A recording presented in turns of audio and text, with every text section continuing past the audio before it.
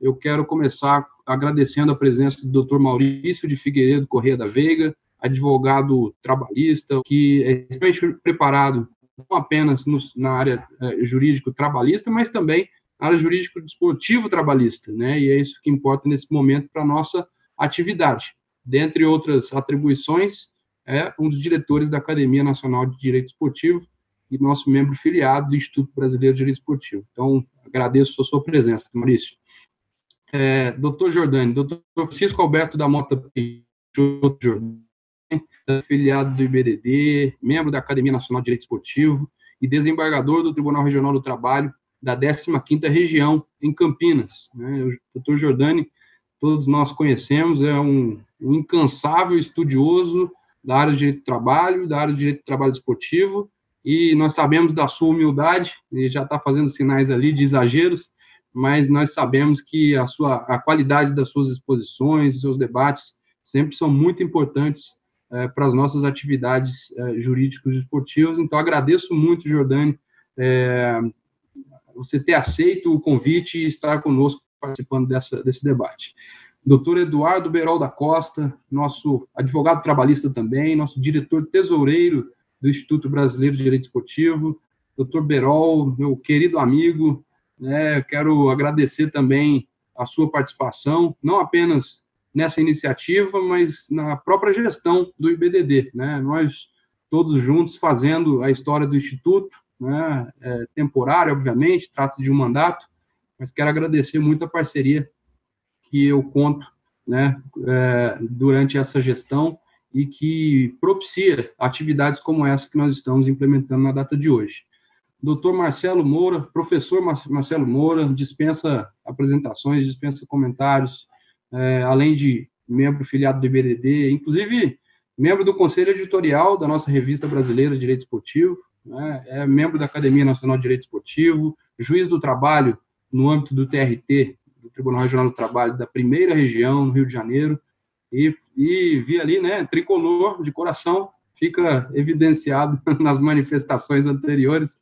Agradeço muito, professor Marcelo, por sua presença e sua participação. Começar agora com a parte bonita, né, da atividade. Quero apresentar a doutora Ana Paula Pellegrina Lockman, nossa querida amiga, muito conhecida também por sua incansável atuação no âmbito do direito do trabalho e no âmbito do direito do trabalho esportivo.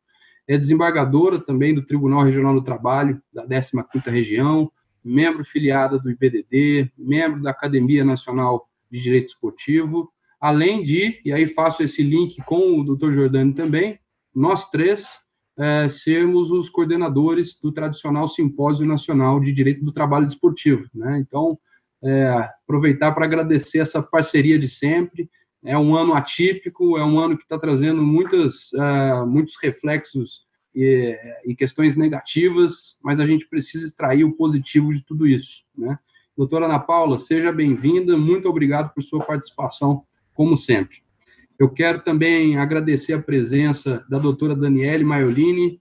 A Dani é uma querida amiga também, membro filiada do IBDD, uma das palestrantes, né, um dos componentes do corpo de palestrantes do nosso Simpósio Nacional de Direito do Trabalho Desportivo, autora, né, das nossas obras sobre direito do trabalho desportivo, editadas e publicadas pela editora Quartier Latam, além de minha colega de procuradoria no STJD da Confederação Brasileira de Futebol. Dani, seja muito bem-vinda, agradeço a sua presença e tenho certeza que todos os que aqui estão acompanhando a atividade vão ver o brilhantismo da sua participação, como é peculiar em todos os eventos de que você participa. E, por fim, e não menos importante, quero cumprimentar e dar as boas-vindas ao meu amigo, Dr. Felipe Augusto Leite, advogado, combativo, acadêmico e, principalmente, né, no que se refere à representação de hoje, presidente da Federação Nacional dos Atletas Profissionais de Futebol. Dr. Felipe, presidente da FENAPAF, e que acredito que, mais do que qualquer um de nós, é aquela pessoa que está muito mais ligada no dia a dia dos questionamentos, dos problemas, das nuances e peculiaridades que envolvem a atividade profissional no futebol brasileiro, na medida em que a todo momento, né, está inserido aí no contexto das reuniões, principalmente negociais, para se chegar a uma solução para os impasses e entraves legais no que se refere à atividade do atleta profissional. Então, eu quero também agradecer muito, doutor Felipe, pela sua participação nessa atividade. Eu quero começar a nossa atividade questionando o professor Marcelo Moura. Tá? Vou começar pelo Marcelo Moura, pela ordem que eu construí aqui dos questionamentos, sobretudo por se tratar ali da origem de todo o problema, voltando um pouco, né, para o cenário inicial de toda essa pandemia. E a minha pergunta é o seguinte, porque até como nós defendemos na primeira atividade do IBDD e da ASP, né, o reflexo da Covid-19 nas competições esportivas, é importante ressaltarmos, né, que as competições esportivas é o cerne de toda a questão. Sem competição, não há atividade de rendimento e, portanto, tudo que se refere à atividade econômica do esporte, principalmente futebol, acaba sofrendo um impacto bastante relevante e que acaba inviabilizando, inclusive, a atividade, na minha opinião, né? E aí a primeira pergunta vai nesse sentido, professor Marcelo. Como se qualificaria, do ponto de vista jurídico, obviamente, a atitude das entidades de administração do desporto, né, nacionais e regionais, mas principalmente a nacional, como a CBF, quando determinaram a paralisação dessas atividades, né, o cancelamento, a suspensão dessas competições? Eu acho que, para a gente começar, é um ponto de partida importante. Você tem a palavra. Desde logo, muito obrigado mais uma vez pela participação. Leonardo, meu amigo querido, eu vou pedir licença a todos para dispensar os tratamentos que estamos acostumados, né, doutor, doutora, e vou chamar pelo primeiro nome, se não se sentirem incomodados. Eu acho que não todos se conhecem de simpósios, de seminários, somos companheiros de academia, somos companheiros de estudos e, nesse momento de sofrimento, só não somos companheiros de isolamento social, que estamos cada qual em suas residências para manter a saúde pública, né? O questionamento do Leonardo é muito interessante do ponto de vista das entidades do desporto, e esse questionamento antecede essa discussão que talvez seja definida amanhã, dia 16, está marcado o julgamento no Supremo Tribunal Federal, julgamento importante da participação dos sindicatos na validade dos acordos que reduzem jornada de salário. Então, parte da premissa, e esse julgamento vai partir dessa premissa, de que é um momento de crise e que a medida provisória 927 definiu logo no seu artigo 1º e que a pandemia é motivo de força maior. Quer dizer, porque a primeira discussão que surgiu no direito do trabalho é se o advento da pandemia era ou não motivo de força maior antes das medidas provisórias. Logo no artigo 1º da medida provisória 927, ela veio dizendo, olha, de fato, é motivo de força maior e faz referência ao artigo 501 da CLT, que define como força maior. E ainda que a doutrina civilista tenha divergências com relação ao conceito de força maior, existe um elemento comum entre o texto da CLT, do artigo 501, que define força maior, e o texto da doutrina civilista, que é a inevitabilidade. Então, se é fato natural, se é fato decorrente de atitude humana, isso é algo controvertido, mas ser inevitável é um elemento fundamental para a conceituação, caracterização do evento de força maior. E esse evento é absolutamente inevitável. Pois bem, no momento em que o poder central, quer dizer, o poder federal, estabelece que se trata de um evento de força maior, o meu questionamento é, antes da medida provisória definir que era força maior, algumas entidades tomaram iniciativa, lá do Rio de Janeiro foi uma delas, não sei se foi a pioneira, acho que foi de São Paulo a pioneira, algumas entidades do desporto, federações de futebol, tomaram iniciativa antes da medida provisória em dizer, vou paralisar o campeonato. E foi antes da medida provisória, acho que a Ana Paula até confirma isso para mim, antes da MP, porque depois da MP, o elemento me parece ser de força maior. Mas e antes?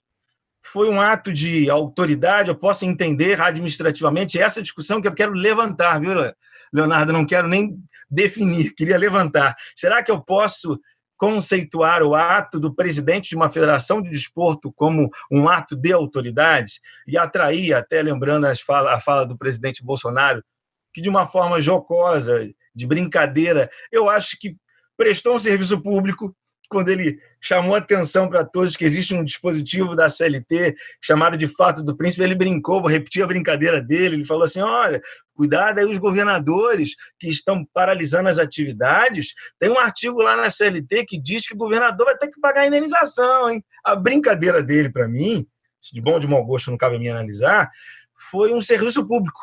Porque muita gente, eu vi muitos parentes e leigos abrirem a CLT e começaram, o que é essa coisa do fato do príncipe? O que é isso? É um ato de autoridade estadual, municipal, federal, lei ou medida provisória, ou um ato concreto que interfira na atividade econômica. Então, a minha questão é, depois da medida provisória 927, todos os atos das federações e da própria CBF, que foi depois da medida provisória, eu acho, não tenho certeza, queria que você me corrigisse,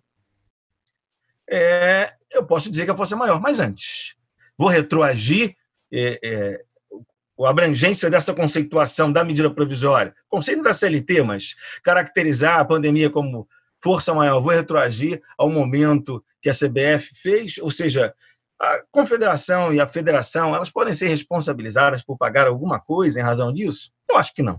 Acho que é um exagero.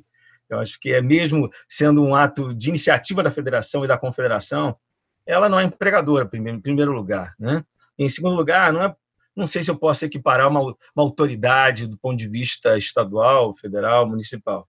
E, em terceiro lugar, a gente está mais próximo aí da força maior propriamente do que um ato de fato do príncipe. Eu gostaria de aproveitar o ensejo e o momento e já me dirigir ao doutor Giordani, que é um desembargador do trabalho, né, e conhece como ninguém essa seara. E eu queria saber a opinião dele sobre esses reflexos, né? A partir da paralisação de uma competição, eu tenho, talvez, até a paralisação de uma atividade ou uma redução, e necessariamente surge aquela ideia de, olha, precisamos rever os contratos de trabalho. Nessas revisões, né, que muitas vezes, a princípio, contrariam a própria legislação, enfim, ou que demandam uma interpretação mais adequada e coerente da legislação, como é que isso é feito, Giordani? Como é que isso existe, como a gente sabe, a necessidade, muitas vezes, de se implementar uma negociação coletiva, né? E muitas vezes isso também acaba não sendo possível, até pela cultura do direito brasileiro. Então, como é que isso funciona na prática? Qual que é a sua opinião, principalmente, sobre esse acordo, essa negociação, que muitas vezes são feitas até fora do âmbito do sindicato? Diante dessa indagação, duas coisas que eu gostaria de preliminarmente abordar, que eu me lembro, estava lendo um livro que até o título dele é muito sugestivo, que é a importância de compreender, né? É um livro de um Lin Chuang, alguma coisa assim o nome dele, né? E ele fala que o sentimento é que faz a vida marchar. Eu queria fazer um paralelo aqui, né? É o sentimento que faz o direito marchar, o direito evoluir. E a nossa Constituição, ela é toda sentimento. Ela é toda sentimento.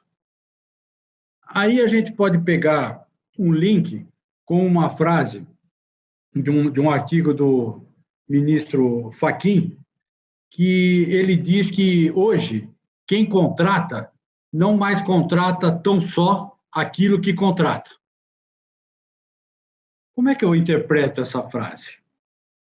Eu interpreto essa frase que quando nós celebramos um contrato, quando o empregador celebra um contrato com um empregado, não é só lá as cláusulas que ele celebrou que estão a uni-los, que hão de ser cumpridas pelo contrato. Há muitas outras coisas, tá? Por exemplo, quando você contrata junto a função social da propriedade. Quando você contrata a boa-fé. Quando você contrata os deveres anexos do contrato que implicam em cooperação para que a outra parte possa realizar os seus objetivos ao celebrar o contrato. No nosso caso, tem o dever do trabalhista, o dever de segurança. E, sem esquecer, dos aspectos, valores constitucionais. E um valor que eu acho que a discussão que o Supremo vai apreciar sobre a minha percepção, limitada, é verdade, mas sobre a minha percepção, está gizada entre os artigos 7º e 8º da Constituição. Só que eu acho que há um outro valor, que é um valor importantíssimo e que ele permeia toda a nossa Constituição. Vou falar de dois, tá? Um é valor e o outro está textualmente um princípio que está positivado na Constituição. Qual é o valor? Valor cuidado. O valor cuidado. O cuidado não é no sentido que a gente está acostumado de ver para evitar qualquer coisinha. O cuidado que está na Constituição, né, é o cuidado que ela manifesta nos seus mais diferentes dispositivos. Não há na Constituição cuidado com o adolescente? As normas que cuidam disso, da criança e do adolescente? Não há na Constituição o cuidado com o idoso, no que eu agradeço particularmente? Não há com o meio ambiente? Não há com o Estado? E não há com o trabalhador? O elo desse cuidado que a Constituição manifesta para com o trabalhador está onde? Na atividade do sindicato. Vejam, o cuidado é valor jurídico. O cuidado obriga a comportamentos. O cuidado é um vetor interpretativo. E é o cuidado que justifica a atuação do sindicato que está prevista na Constituição. Vejam, é um valor, para mim, estruturante do texto constitucional, a participação dos sindicatos nos acordos e convenções coletivas. E nós estamos vivendo um momento em que, eu estou encaminhando a resposta, eu já vou chegar no núcleo dela, por favor. Nós estamos vivendo um momento em que os sindicatos são extremamente criticados. Se você falar alguma coisa a favor de sindicato, você é mal interpretado, em muitos casos, a pessoa não entende. A ideia é eliminar, é esvaziar a função dos sindicatos, a atuação dos sindicatos? É essa a ideia? Não há um risco nessa colocação? Não há um risco nessa colocação de se criticar acremente os sindicatos e, com isso, procurar afastá-los de todas as atividades? Por exemplo, se eu enxergo que um político não atua bem, por qualquer razão, eu vou sugerir o fechamento do Congresso por causa disso? Se eu acho que um juiz é horrível no exercício da sua função, eu vou querer que se encerre o judiciário? Então, se eu acho que tem alguma coisa errada nos sindicatos, eu vou ter que resolver de outra maneira, né?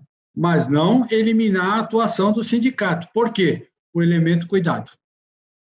O elemento cuidado que está na Constituição. E, além disso, há a questão da solidariedade. O nosso Estado é um Estado solidário.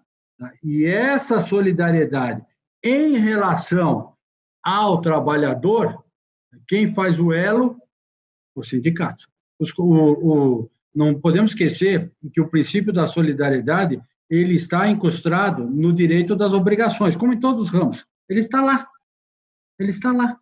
No direito do trabalho, nos direitos das obrigações. Então, nos contratos, há que se observar o princípio da solidariedade. Então, a negociação coletiva, que visa um acordo coletivo ou uma convenção coletiva, ela também tem que observar a solidariedade.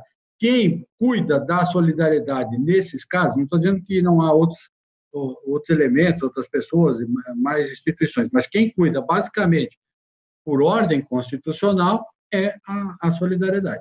Então, além dessas questões que o Supremo vai decidir, o Supremo decidiu final da questão, tá? Eu acho que vão remanescer esses dois aspectos, o cuidado e a solidariedade. né, que, na minha opinião, encaminham a participação dos sindicatos nessas negociações. E, finalizando, digo mais, a participação dos sindicatos é uma garantia para os empregadores. No nosso caso, direito esportivo, para os clubes. É uma garantia. Então, isso que eu gostaria de deixar muito claro, porque nós estamos querendo tirar o sindicato e deixar partes assimétricas negociando. Partes assimétricas não negociam em condições mínimas de igualdade, porque não há paridade de armas. Então, a garantia das empresas, no meu modo de ver, é muito maior com a participação dos sindicatos. A gente vai, daqui a pouco, entender também, do ponto de vista sindical, né, nas palavras do Felipe Leite, principalmente a questão atual, né, o que se está fazendo, quais são os obstáculos, que eu acho que vai ser muito interessante para a nossa atividade, até por se tratar de algo bastante concreto, né, e atual. E reforçando aqui, né, professor Marcelo, não vou falar professor Marcelo mais, nosso querido Marcelo, aqueles que quiserem eventualmente completar e comentar a fala do Marcelo, com certeza fiquem totalmente à vontade. Mas antes disso, vou me dirigir à doutora Ana Paula, e questioná-la no seguinte sentido, né? A discussão central no direito do trabalho, principalmente frente à pandemia, né, nesse momento atual, pandêmico, diz respeito principalmente à manutenção do emprego, né, e principalmente também a continuidade da atividade empresarial. Acho que é uma dicotomia que se está a analisar. No direito desportivo, nós temos, né, uma peculiaridade até um pouco diferente, né, do campo do direito do trabalho comum, na medida em que está em jogo também uma capacidade laborativa do atleta, né? Então, nós estamos vivenciando um momento em que tudo está parado. Amanhã, nós reabrimos nosso escritório, ligamos, como todos têm dito, né? Ligamos o computador, apertamos o Enter e está tudo certo, a atividade já está retomada. Os atletas não. Os atletas a gente tem várias peculiaridades, até porque a própria Lei Pelé determina ali como obrigação contratual do atleta a preservação, inclusive, do seu corpo, né? Então, são peculiaridades que justificam, inclusive, uma lei geral do desporto, né? Não poderia deixar de ser dessa forma. Então, o questionamento vai no seguinte sentido: quais seriam as soluções passíveis, né, de adoção nesse momento, que visem a resguardar não somente o emprego, mas a atividade empresarial, né, dos clubes esportivos, mas que resguarde, sobretudo, o direito dos atletas ao exercício dessa profissão, né, na medida em que não se está a tratar da perda do emprego em si, né, apenas, mas a própria capacidade laborativa do atleta. Uma das coisas que eu gosto muito no direito desportivo é essa possibilidade do não formalismo, o que não quer dizer absolutamente falta de respeito, bagunça, mas este não formalismo e poder chegar mais perto de todos, dos assistentes, dos painelistas, dos queridos amigos, porque aqui nós só temos amigos nessa tela. Inclusive, saudades de você, Maurício. Você está longe, agora em Portugal, Marcelo no Rio, o meu querido Jordani, boa tarde, Dani em Minas, meu presidente da FENAPAF, Felipe, Berol, aqui mais pertinho, e o Léo, que me abandonou, que antes ele estava em São Paulo e agora ele mudou-se para Brasília mesmo. Enfim, não perdendo mais tempo, é uma questão, eu acho que muito interessante, a colocada por você, Léo, talvez das mais interessantes e que mais tem sido discutido nesse momento que a pandemia já é, infelizmente, uma realidade para todos nós, provocou uma verdadeira falta de controle, seja para a pessoa física, seja para a pessoa jurídica, em todo mundo. E fomos colocados, muitos de nós, a fórceps, em isolamento social. E estamos hoje, como você colocou no início do seu questionamento, Leonardo, em questões antagônicas. E como harmonizar a atividade desportiva, o atleta, que não consegue, muitas vezes, treinar dentro da sua residência, dentro da sua casa, ainda que tenha condições, isso os que têm condições, porque nós não podemos esquecer que a maioria dos atletas, um percentual altíssimo, mais de 85% dos atletas ganham salário mínimo, que não tem a mínima condição de manter um treinamento. E ainda que os atletas de alto rendimento, que teriam, teoricamente, uma condição melhor, não têm condições, em casa, por muito mais tempo, eles podem perder, eu acho que é a palavra-chave de todo o questionamento feito por você, Léo, a capacidade laborativa.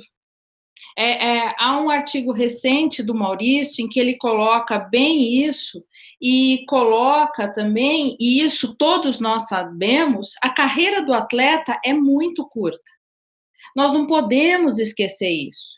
E nós não podemos, claro que nós temos uma pandemia, é algo absolutamente perigosíssimo, senão não estaríamos nós em nossas residências nesse momento.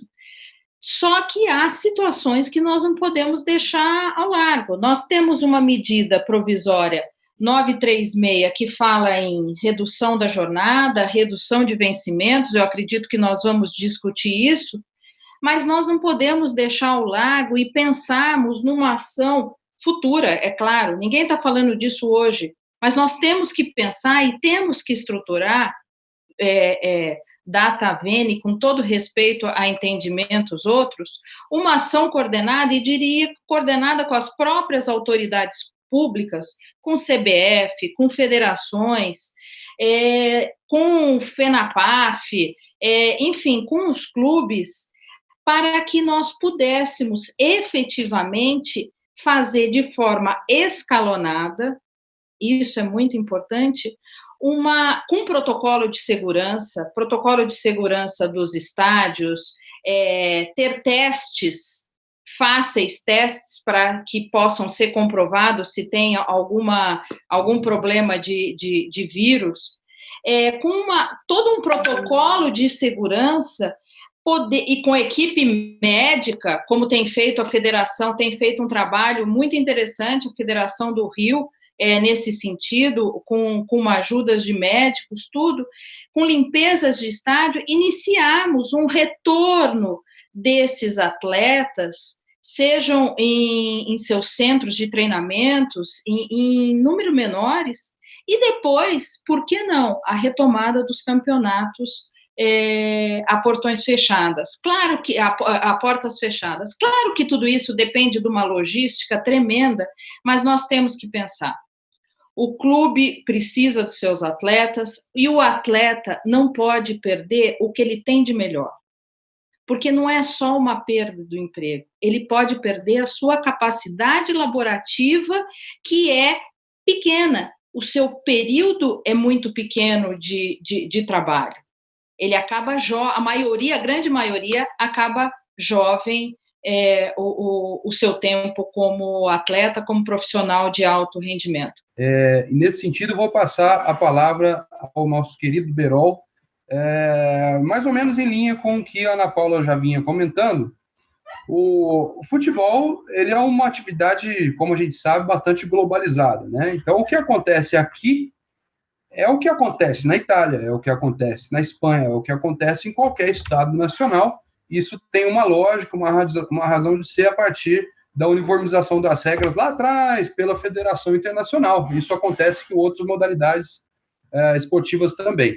E aí, nesse sentido, Berol, considerando que é um problema global, nós sabemos que a FIFA tem implementado algumas medidas, né, tomado algumas decisões, regulado de alguma forma essa atividade, principalmente, né, em prol da garantia, né, desse sistema, né? E eu estou falando dos clubes, dos atletas. Como é que isso está sendo tratado, né? Como é que isso converge, né, com o interesse individual do atleta, principalmente, com a legislação nacional brasileira, Comenta um pouco com a gente nesse sentido. É um caso, eu confesso que, analisando essa situação, eu lembro muito da minha avó, do meu pai, contando como era no tempo de guerra, o que acontecia, o que eles não tinham acesso, o que acontecia com trabalhadores, quem perdia emprego, quem não ganhava, muitos trabalhavam na ferrovia, o que acontecia, não tinha alimento. Estamos passando praticamente uma situação como essa.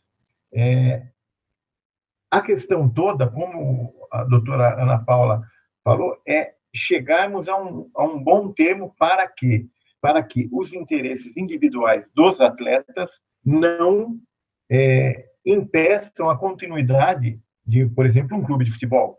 E o interesse individual de um clube de futebol, de uma federação, também não destrua uma carreira de um atleta. É um ponto muito complexo que nós vamos ter que tratar nesse momento. Por exemplo, a orientação da FIFA de que os contratos respeitem os fins dos campeonatos em si, das grandes ligas. Vamos dizer aqui no caso do Campeonato Paulista, Santo André liderava o Campeonato Paulista, tinha contrato até o dia 30 de abril. Rescinde todos os contratos. A FIFA deu uma orientação que esses contratos devem ser prorrogados. Aí que eu vou insistir. E se o atleta não quiser, como vamos trabalhar a orientação da FIFA, que regulamenta a atividade em tese do atleta, do todo futebol, com a situação do interesse próprio do atleta? Se ele tiver um outro contrato, como que a gente vai agir? São questões que o advogado em si vai estar de um lado ou de outro. Se o advogado estiver do lado do atleta, vai falar, não, de jeito nenhum, não pode, isso aí não é aplicável. Se estiver do lado do clube, fala, claro que é aplicável, a FIFA assim prevê. Então, é mais do que uma análise. Eu ponho até em discussão, principalmente porque há juízes aqui que entendem dessa maneira, o próprio Maurício, que defende vários clubes, como agir nessa situação. É uma questão de desespero. Então, esse é uma questão que a Mercedes não conseguir te dar uma resposta, né? Eu gostaria que fosse analisada também por todos aqui, que para mim é uma discussão fundamental hoje, né? Eu, sinceramente, se você vai me perguntar, dependendo de que lado eu esteja, eu te dou um norte. Agora, uma resposta definitiva não vamos. Eu creio que o bom senso entre as partes é o que vai nortear. Porém, o que já me aponta para o futuro, já estou acabando, é a questão como a justiça vai decidir isso mais para frente. Não só na questão do atleta profissional, mas de todos os contratos de trabalho. Isso é uma coisa que você não estudou na faculdade, eu não estudei na faculdade, poucos aqui, acho que, situações de emergência tais como essa. É muito complexo e eu não tenho uma resposta definitiva. Eu tenho aqui mais questionamentos que resposta, né? Você me fez uma pergunta, devolvo outra.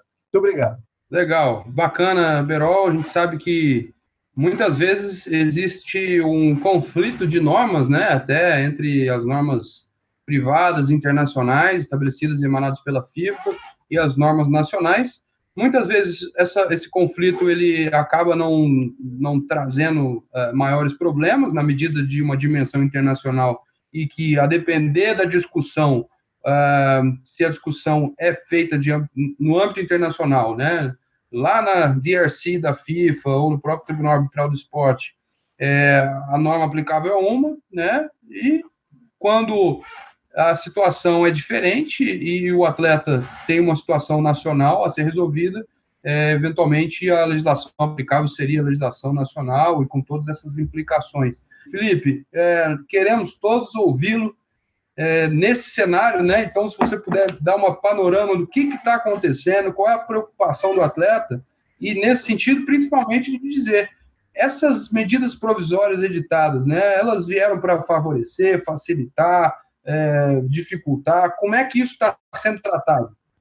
Eu fazendo um rápido panorama do que foi debatido desde que começou o movimento para as paralisações, eu digo que desde o primeiro momento, quando nos foi suscitado o assunto, a FENAPAF buscou na CBF uma atitude imediata, emergencial. Nós estávamos vendo os campeonatos do mundo inteiro parando e no Brasil ainda estava havendo jogos.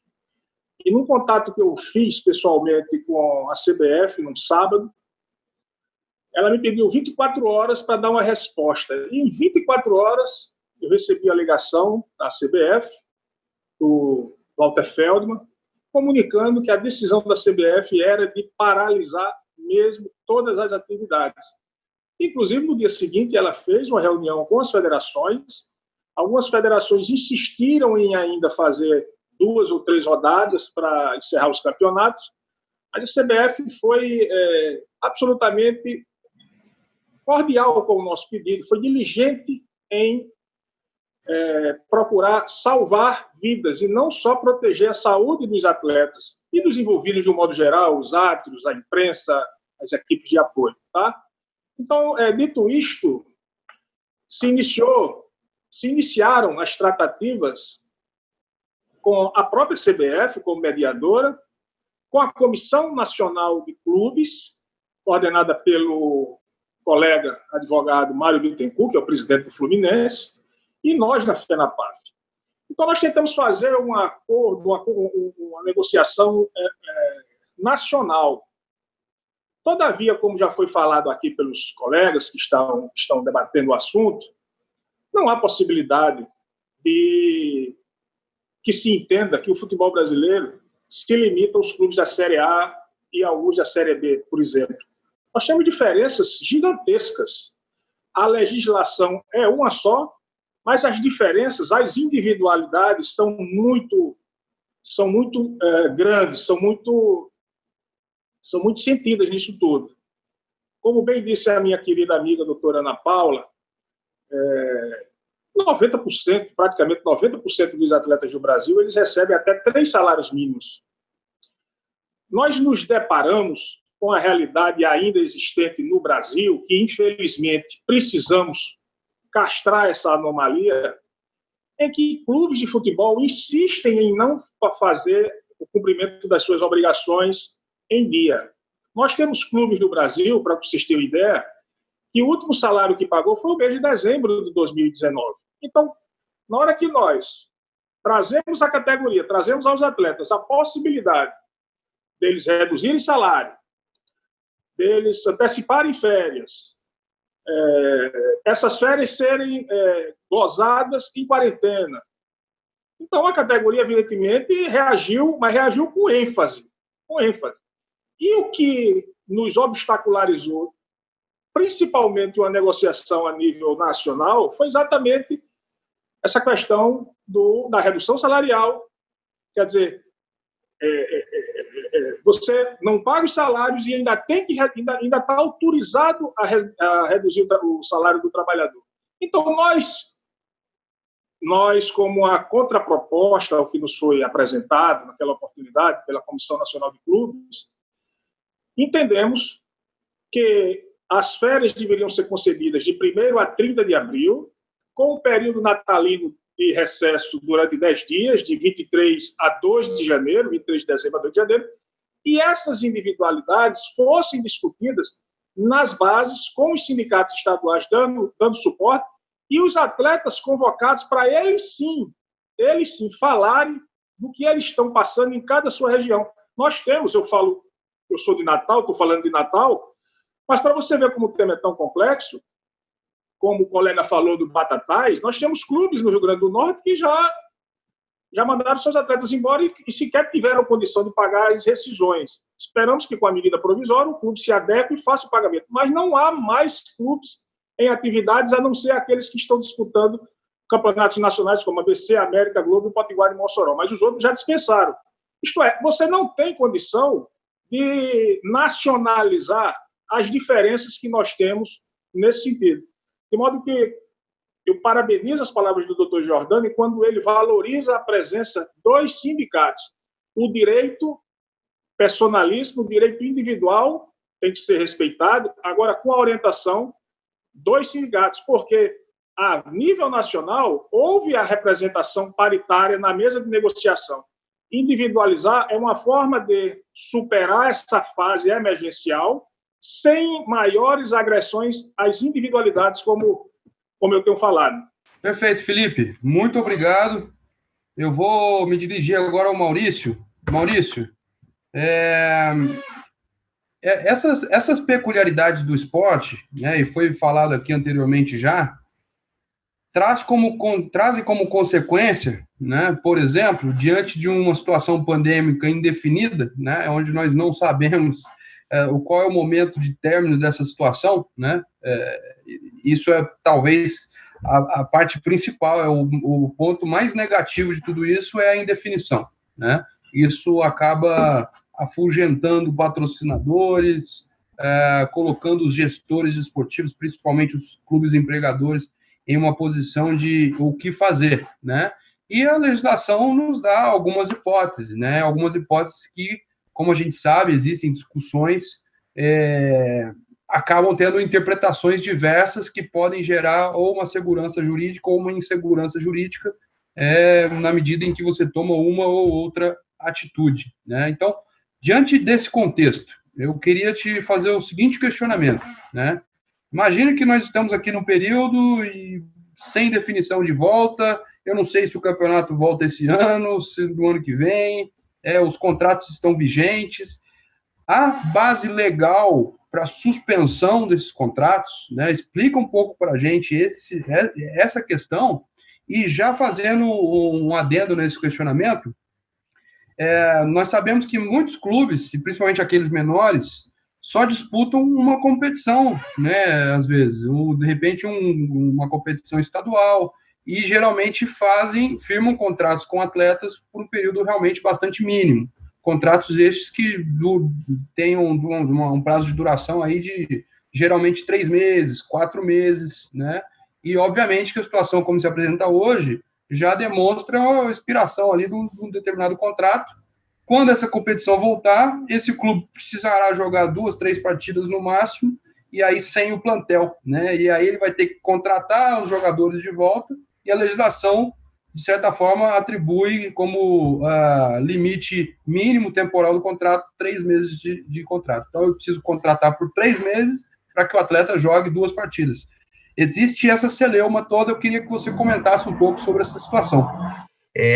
Essa questão, assim como praticamente todas as outras que foram colocadas aqui, elas devem, antes até de serem respondidas, antes as sugestões serem trazidas, fixarmos algumas premissas. E, na minha opinião, aqui, na minha modesta opinião, a premissa inicial que deve ser tratada e apontada é que uma coisa é você apreciar a legislação dentro de uma situação de normalidade. Estamos diante de um elemento de força maior. E a lei, ela vem apenas reforçar esse entendimento, mas o que caracteriza a força maior é a natureza desse evento.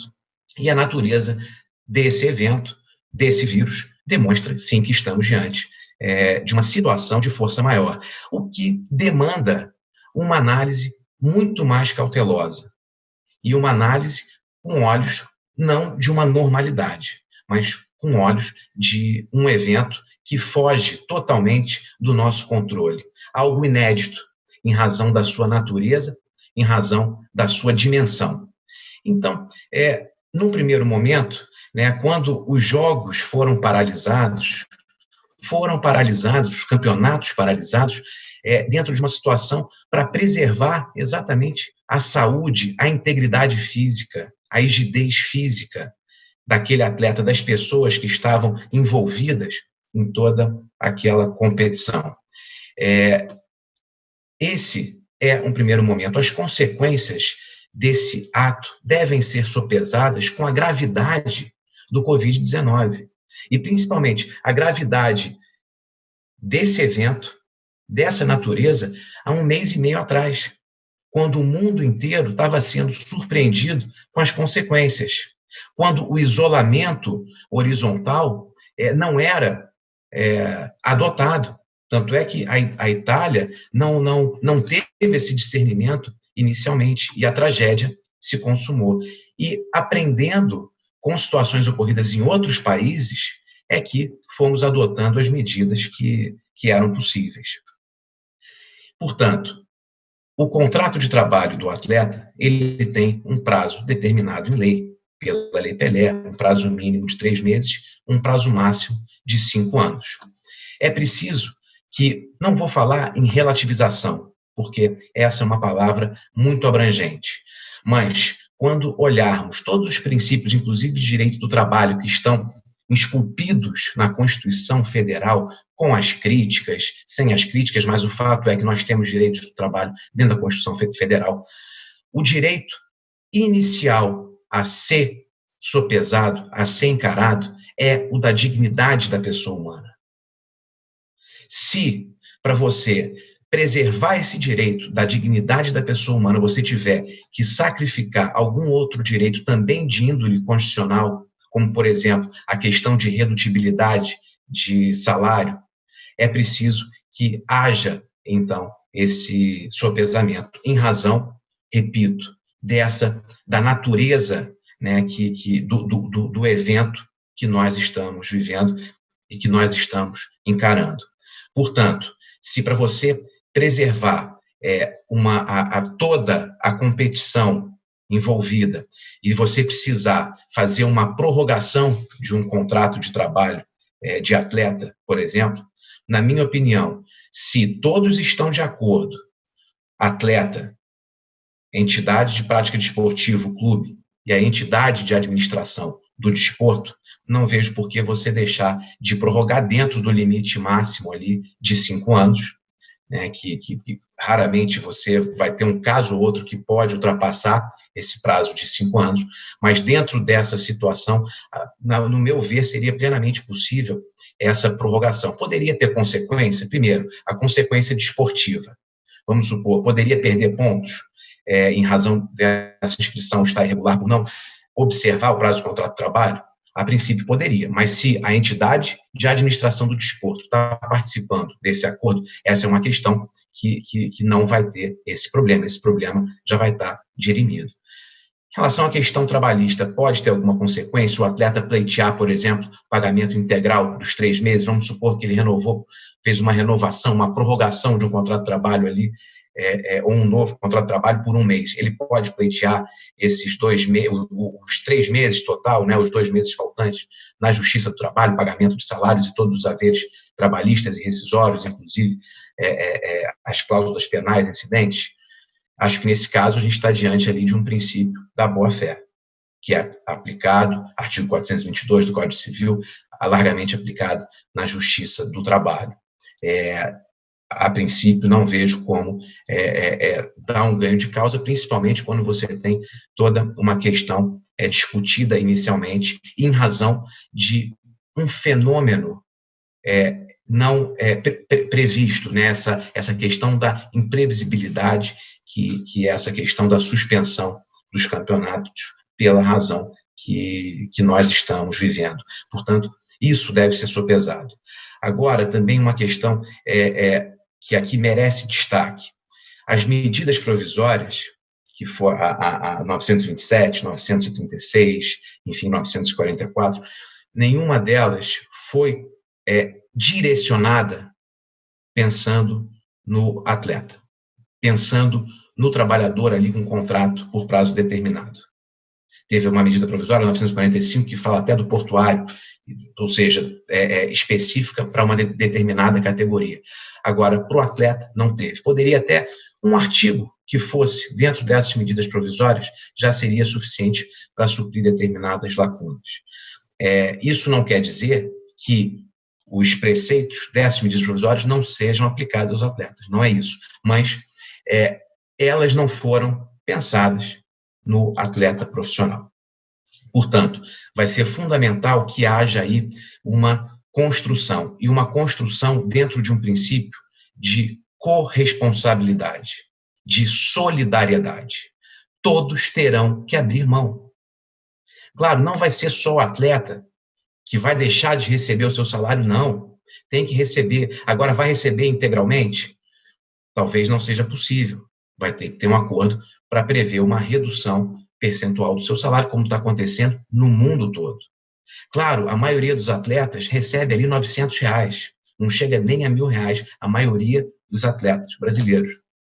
Agora, se você colocar em termos percentuais, negociar, esses valores vão sendo recompostos posteriormente, é fundamental que todos tenham isso em mente. O eu vai ter que dar vez ao nós. Temos que pensar de uma forma conjunta, solidária, coparticipativa. O egoísmo não vai mais ter vez. E aí eu digo em relação a todos. A CBF já fez a parte dela, inclusive liberou um fundo para atletas ali da série C e D, uma atitude nobre. E aqui eu aproveito esse momento, aonde está a FAAP? Por que a FAAP não pode fazer o mesmo, ainda mais se tratando de uma entidade por transações, por transferências de atletas? Posso estar até cometendo um equívoco aqui se ela fez ali, disponibilizou algum tipo de verba ou de ajuda, mas eu não tenho notícia. Portanto, o momento é de solidariedade. Inclusive, a entidade de administração do desporto, falando aqui do futebol, a entidade máxima, já fez a parte dela. As entidades regionais estão se reunindo para poder chegar a um consenso. Portanto, essa corresponsabilidade vai ser fundamental. E, evidentemente, que aí também é amplamente necessário que os magistrados do trabalho, quando receberem essas ações, também tenham essa sensibilidade. Quando nós falamos agora, nesse momento, dia 15 de abril de 2020, todos estão imbuídos do mesmo sentimento. Agora, será que em março de 2022, esse sentimento ainda vai ser o mesmo? Portanto, isso todos devem ser conclamados, porque agora nós estamos vivendo um período totalmente atípico, um período inédito, um período onde concessões devem ser feitas. Portanto, a observância da dignidade da pessoa humana, para mim, é o princípio maior e principal. Agora, outros princípios, mesmo que garantidos constitucionalmente, podem ser ali relativizados, mantendo em vista esse princípio maior. Portanto, se para preservação do emprego você precisar reduzir o seu salário, que isso seja feito pensando na dignidade maior, que é você ter a garantia de subsistência. O momento ali é exatamente dessa solidariedade. Legal, Maurício. Agradeço, sempre muito técnica a sua participação. E aí eu já vou me dirigir à nossa querida Dani. Dani, eu sei que você tem trabalhos, publicados, principalmente no âmbito de negociação coletiva, enfim, desde o ponto de vista de uma tomada de decisões, de atitudes, de forma a solucionar problemas, que geralmente problemas grandes, como é o caso da crise causada pela pandemia. E aí o meu questionamento é mais uma reflexão para você. Num momento como esse, o que você, na qualidade de gestora, um presidente de um clube, presidente de uma confederação, enfim, tem que resolver a situação, resolver o problema, Quais são as medidas que devem se tomar nesse momento, e o que a gente pode aprender com a crise, com a pandemia, para que em outras situações, inclusive, crises, elas vêm e voltam, vão e voltam, e a gente sempre está enfrentando alguma situação adversa. Então, na qualidade de gestora, qual é o sentimento, o que fazer, o que aprender, enfim, alguma coisa nesse sentido. Eu vou me beneficiar aqui de ter ouvido todas essas contribuições para dizer que foi muito feliz essa pergunta e que ela tem um link importante com algumas coisas que foram faladas. Eu acabei tomando nota aqui de algumas palavras que eu achei essenciais. Você falou do futebol como uma atividade global, o Berol falou sobre a urgência por um consenso, a Jordane falou sobre essa questão do dever de cuidado, a Ana Paula falou sobre ponderação, e eu até vi ali um comentário de alguém que falava sobre o problema é a demora e a indefinição. E eu acho que se essa crise, além de muitas inseguranças e problemas, trouxe alguma coisa de lição, talvez seja essa, da gente olhar como grandes gestores, líderes globais, têm lidado com a condução das suas estratégias e talvez pensar de que forma isso para o esporte possa ser algo produtivo, construtivo, para o tipo de mundo que a gente vai viver daqui para frente. Todo mundo vive dizendo que não adianta ter saudade, eu queria que minha vida voltasse a ser como ela era, porque a gente definitivamente não vai viver no mesmo mundo, né? E se existe algum benefício em não viver no mesmo mundo, eu acho que talvez ele se resuma em 2 palavras, eu até li isso há pouquíssimo tempo, achei super interessante, que são o desenvolvimento e a geração de informação confiável, informação científica, técnica e colaboração. Falou-se muito aqui da questão da solidariedade. E nesse mesmo artigo que eu lia, esse autor dizia que a grande vantagem que a gente tem, seres humanos, enquanto espécie, em relação a esse vírus que nos assola, é a nossa incrível capacidade de aprender sobre ele, né? De construir informação relevante e confiável sobre ele, e de adotar ações colaborativas e estratégicas para mitigar os danos que ele pode trazer. E pensando isso aplicável ao esporte, talvez seja algo que a gente careça hoje, no sentido de, primeiro, enquanto gestores, criar mecanismos e investir em mecanismos para gerar informações confiáveis sobre a nossa própria gestão, sobre nossas estratégias, sobre as normas técnicas que vão... Falamos muito aqui, né, sobre a multiplicidade de normativas que devem orientar as atitudes nesse momento. Então, tratar isso de forma séria é um primeiro ponto. E o segundo, de forma colaborativa. Então, Maurício pontuou muito bem. A gente tem normas, mas são normas que vêm sendo, não vou falar relativizadas também, mas vêm tendo as aplicações moduladas por conta de um momento de força maior, mas essa modulação não pode ser feita a nível individual, e eu vou falar até por um ente coletivo, por clubes. Isso precisa ser feito de forma coordenada, porque, inclusive, enquanto espécie, essa é a nossa enorme vantagem em cima de outras espécies e enorme vantagem em cima do que permitiu que a gente evoluísse até aqui. A nossa incrível capacidade de coordenar e para o esporte, eu acho que isso é essencialmente valioso, porque é uma atividade que, inclusive, diferente de outras atividades que estão sendo afetadas enquanto atividades econômicas, depende dessa coordenação de forma muito profunda. Né? A gente vê, não é à toa que a FIFA, Felipe falou isso muito bem também, eles bateram na porta da CBF muito rápido para exigir uma posição da CBF. Por quê? Porque os players esportivos todos dependem que uns ajam como os outros, para que você não tenha uma reação desencadeada que desequilibre todo esse sistema que vive sob um equilíbrio, a gente fala muito do equilíbrio esportivo, muito frágil. Então, acho que se existe uma lição hoje, a lição talvez seja essa, da importância da construção de informações relevantes sobre o que a gente está vivendo, informações confiáveis, então, que a gente se dê ao trabalho de nos aprofundarmos. Eu acho, inclusive, que essa iniciativa é uma iniciativa que contribui, né, dentro da nossa humildade de saber qual que é o limite da nossa contribuição, mas acho que essa é uma iniciativa que contribui para a formulação de informações, para a divulgação de informações confiáveis e relevantes sobre o tema. E o segundo, para que a gente tenha boa fé e solidariedade e cuidado, para citar o Giordani, de compartilhar essas informações e construir uma rede solidária, não só no sentido de, não vou usar solidariedade no sentido de ajudar o outro só, mas para me ajudar, porque eu acho que a ação coordenada e a confiança no outro, um clube que confia na ação do outro, ele toma uma atitude mais rápida. Então, uma confederação a nível nacional que confia que outras confederações vão decidir ou por abrir os campeonatos ou por fechar os campeonatos, isso faz com que ela tenha mais segurança de tomar essa atitude, seja por abrir ou seja por fechar, de forma mais eficiente, mais rápida, e não tem esse receio de perder proventos financeiros, de se colocar numa situação de desvantagem.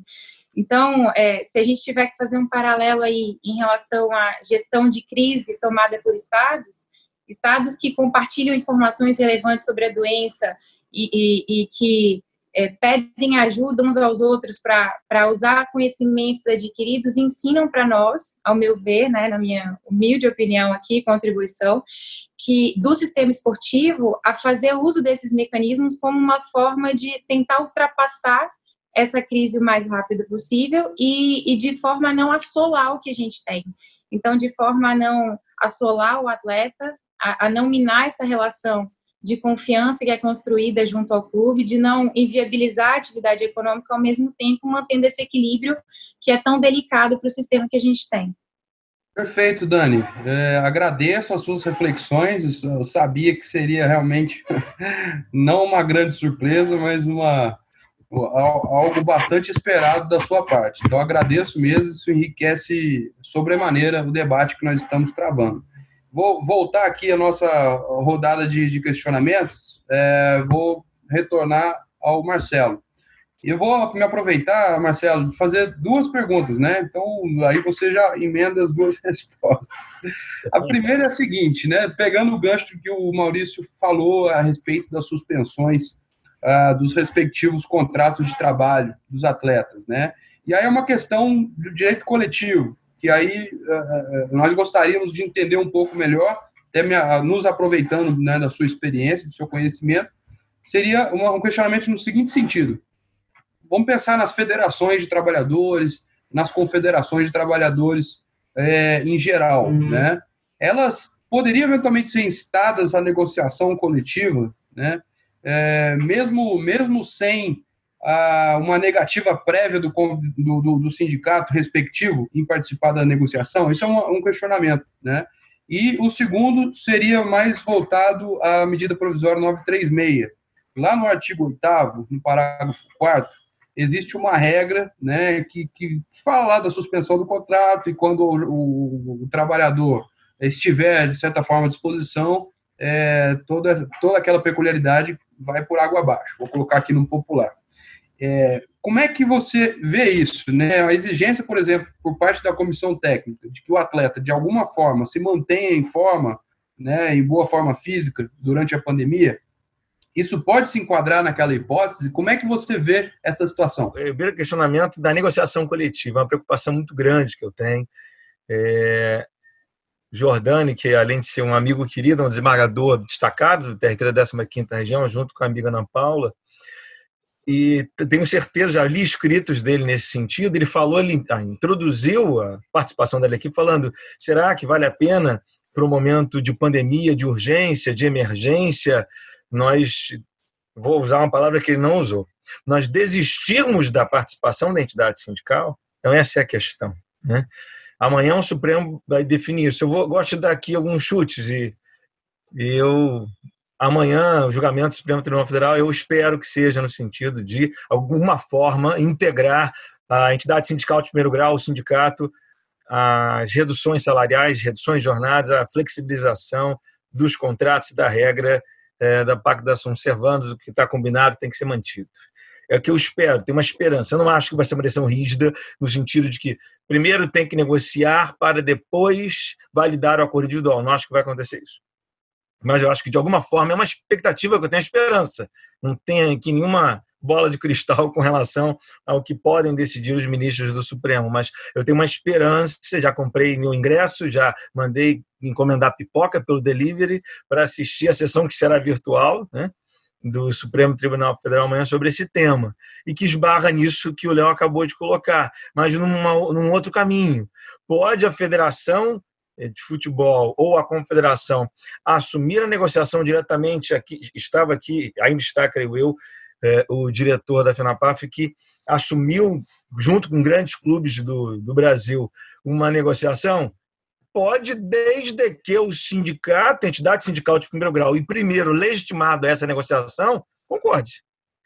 Eu digo isso porque, vou dar o exemplo do Rio de Janeiro. No Rio de Janeiro, as negociações dos clubes da Série A foram com o sindicato.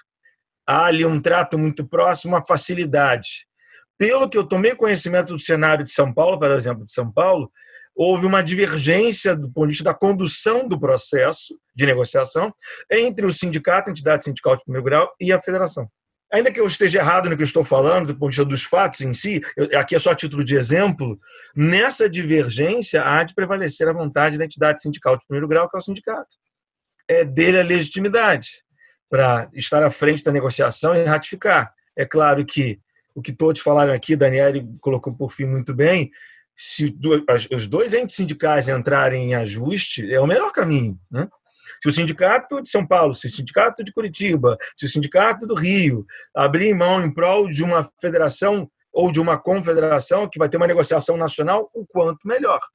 Mas se eles não quiserem abrir mão dessa prerrogativa, que é uma prerrogativa da CLT, e se alguém tinha alguma dúvida quanto a essa prerrogativa da entidade sindical de primeiro grau ter a legitimidade, num primeiro momento, para assumir essa negociação, a decisão liminar ainda do ministro Lewandowski, que vai ser posta à prova na sessão de amanhã, relembrou o dispositivo da CLT, depois embargos de declaração que sofreu, mais uma vez relembrou o dispositivo da CLT, olha, primeiro ao sindicato, depois à federação, e aí se ninguém se manifestar, o acordo individual vale automaticamente ou vão reajustar o acordo individual como queiram. Então, me parece, Léo, que sim, é o sindicato, a entidade legitimada para assumir essa negociação, até porque é o que prevê a Constituição da República no artigo 8º, inciso 6º. Fala em sindicato, e sindicato para nós, da área trabalhista, é um ente muito bem identificado, a entidade sindical de primeiro grau, aquela com base territorial mínima de um município, dentro da mesma categoria profissional, é o que me parece. Com relação ao outro aspecto da sua ponderação, se falou dessa da negociação e do artigo 8º da medida provisória 936, se não me falha a memória, que trata da suspensão do contrato, mas descaracteriza a suspensão, esse mesmo texto do artigo 8º da medida provisória 936, descaracteriza a suspensão quando o atleta pratica atos que são atos ordinários de uma atividade atleta. E eu vendo, muitos aqui sabem que há quase 10 anos eu presido a comissão de estudos de direito desportivo do Fluminense Futebol Clube. É uma comissão que, obviamente, sou magistrada, não posso ter nenhuma outra atividade a não ser essa. É uma comissão estritamente acadêmica, sem nenhum papel consultivo ou de orientação dos dirigentes, mas esses temas vieram a debate. Um dos temas em debate, que foi por isso que é muito pertinente essa sua colocação, foi: pode o preparador físico... Ontem eu estava assistindo a televisão, não sei se foi ontem ou se foi no domingo, uma dessas matérias que a gente perde um pouco a noção do tempo, né? Na televisão, falando de como os atletas estão ficando em forma em casa. Não sei se vocês viram essa matéria. E um tinha um campo dentro de casa, já até com a atleta de São Paulo, o outro estava usando, o goleiro do Fluminense estava usando a esposa de parceiro, mais o filho, e eu só olhando e pensando aqui, ai meu Deus, tomara que ninguém fale nada demais. E um lá falou, inclusive aqui, o clube me cedeu o material, falou. E foi até o Fluminense. Inclusive, o clube me cedeu o material. Então, existe a necessidade da própria Lei Pelé, do atleta manter a sua saúde, do ponto de vista da necessidade de ele estar pronto para voltar. E, ao mesmo tempo, o clube interferir nisso, transforma essa suspensão e interrupção do contrato de trabalho, o clube passa a ter obrigações com relação a esse atleta. Minha posição, como professor, não como magistrado, no caso concreto, vou decidir como enviar os autos. Mas é que se o clube interferir nesse treinamento, vejam, o goleiro do Fluminense usou a esposa, usou 2 traves que ele improvisou, um outro usou o varal, me parece, o outro tinha um campo em casa, usou um personal, era dele. Então, os atletas parecem que estão com as suas próprias iniciativas. Mas se o clube interfere, estabelece uma política de treinamento, diz o horário que tem que acontecer, ou mesmo que não diga o horário, obriga que ele se mantenha em forma, eu acho que se aplica essa exceção do artigo 8º, e a suspensão contratual se descaracteriza e passa a ser interrupção, e o clube vai ter que pagar salários nesse intervalo. Então, muito cuidado, é a minha opinião, com relação a esse treinamento que se faz em casa, quando há interferência direta da entidade de desporto, no caso, no clube que ele é empregado. Perfeito, Marcelo. Agora, tem um questionamento aqui que você não vai saber. O home office, né, o trabalho remoto, para o piloto de avião, como é que você vê? Estou brincando, é só para descontrair também. Vou me dirigir aqui ao Jordani. Jordani, também te fazendo um questionamento sobre isso ainda, né? A gente tem uma discussão muito grande sobre qual sindicato é o competente, se realmente o sindicato é necessário diante do contexto da pandemia, em que momento esse sindicato é necessário ou deixaria de ser necessário, o que a gente vai ver amanhã, de repente, no próprio julgamento no âmbito do STF. Tudo isso, a discussão é muito boa, a discussão é interessante, mas a gente tem que ir para a prática, né? O eventual afastamento dos sindicatos. Vamos dizer que, não, nessa situação, realmente, vamos ponderar aqui, o sindicato não foi possível, então vale o acordo individual, né? Isso traria certa insegurança jurídica para os clubes, para o sistema em geral. Como é que você vê isso? E já emendando a isso, essa questão do retorno, né? Do retorno aos treinos, do retorno às competições. Eu queria que você desse uma pincelada também deste ponto de vista, porque é uma peculiaridade que nós já abordamos aqui durante a discussão, no sentido de que tudo isso não é imediato, né? Então, fica para as suas considerações sobre esse tema também. Eu acho que todos concordam que a questão como o Maurício colocou muito bem, a dignidade da pessoa humana, né? E isso está muito conforme com o que eu falei, porque a minha preocupação é justamente a da dignidade da pessoa humana. O que eu entendo o sindicato é quem poderia garantir, porque o empregado sozinho não tem como garantir a sua dignidade numa negociação. Então, por isso que eu acho que todos têm que se sacrificar, mas como é que vamos discutir isso? E individualmente o atleta não teria como fazer isso. Com relação, e quando eu disse que era uma segurança para os empregadores, para os clubes, a participação dos sindicatos, né? E por que eu falei isso? Porque me parece e a coisa não é de hoje, só se aproveitou o momento para elastecer mais essa aproximação. A ideia é a de aproximar o contrato de trabalho cada vez mais dos contratos normais do âmbito civil. Para mim, é essa a ideia, é esse o objetivo. E o momento, para alguns pontos de vista, favorece a esse aspecto.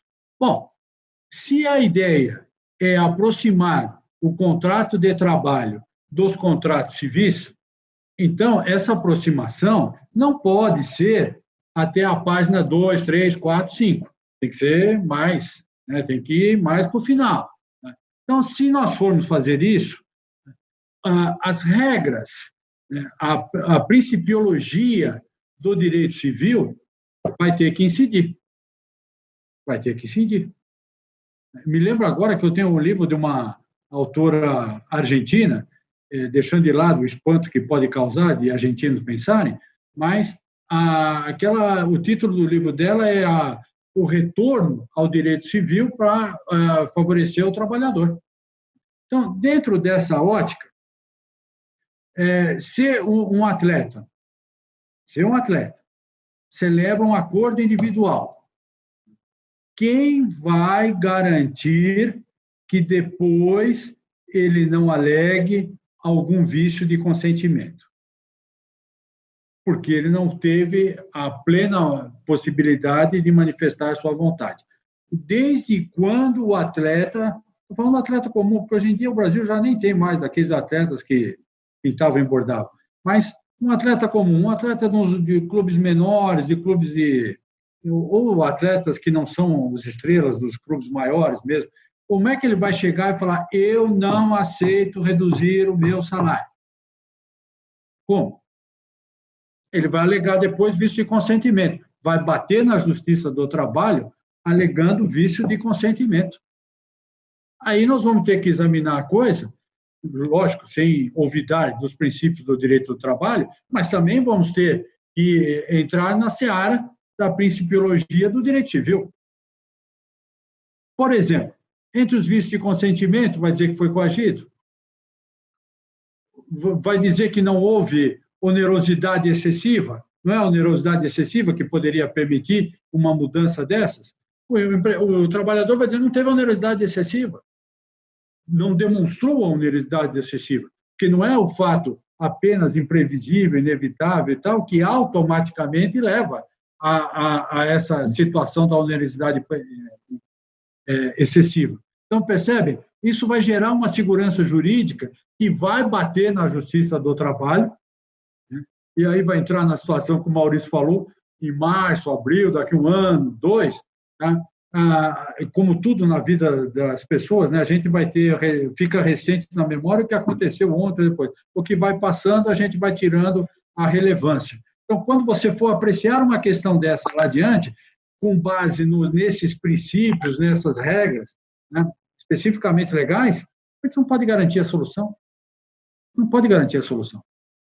Vai depender de como os julgados foram se informando na época. E vejam, no caso, seria não é uma negociação, seria uma renegociação do contrato, vamos dizer assim, né? Há um escritor, um autor, um jurista do Rio de Janeiro, o Anderson Schreiber. Eu acho o cara fantástico, grande. Ele tem até um livro, que o título do livro é O Dever de Renegociar. As partes têm que ter o dever de renegociar, porque a partir do momento em que o contrato tem aquele viés de cooperação, o contrato não é mais como antigamente, né, para evitar que a gente se resolva no tapa as questões, faz um contrato e você é obrigado a aguentar o que está lá e acabou. Não, hoje o contrato visa mais a cooperação entre as partes contratantes. Eu, parte, tenho que ter o interesse e tomar atitudes concretas, objetivas, para que a contraparte realize o desiderato dela ao celebrar o contrato. Se as condições mudaram, eu tenho a obrigação, o dever de renegociar, justamente dentro dessa linha.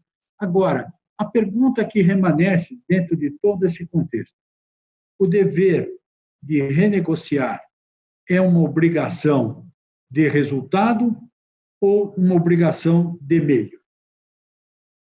Se for uma obrigação de meio, tá? Não fez acordo, a vida continua.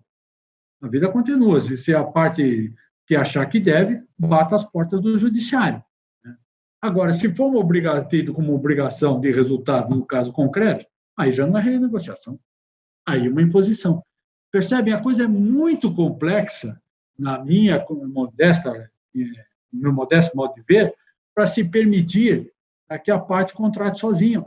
Daí é que eu falei, na minha intervenção anterior, numa insegurança para os empregadores, para os clubes. Eu ficaria muito preocupado, como dirigente de clube, de fazer um negócio individual diante desse cenário. E esse cenário, um juiz não vai poder ignorar.